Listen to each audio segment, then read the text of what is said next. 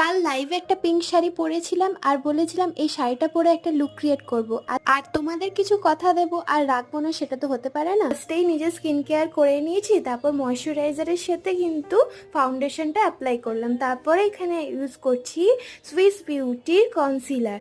আর এই সব কিছু মেকআপ কিন্তু আমি নিজেই ইউটিউব থেকে শিখেছি। তো ঠিক করেছিলাম আজকে চোখটা ভালো করে আমি মেকআপ করব, তো ওই জন্য আমি দেখেছি যে কনসিলার ইউজ করে তাতে কি আইশ্যাডোটা ভালোভাবে অ্যাপ্লাই হয়। আর সিরিয়াসলি আইশ্যাডোটা অ্যাপ্লাই করার পর ভীষণ ভালো লাগছিল। তারপর এনভাইবের এই কাজল আর ল্যাকমির আইকনিকের লাইনার ইউজ করলাম আর গালে লিপস্টিক টিন্ট ইউজ করলাম। আর আইশ্যাডো থেকেই আমি একটা পিঙ্ক কালারের শিমার নিয়ে গালে অ্যাপ্লাই করে নিলাম। মেকআপ সেট হওয়ার জন্য সুইস বিউটি ফিক্সার ইউজ করলাম।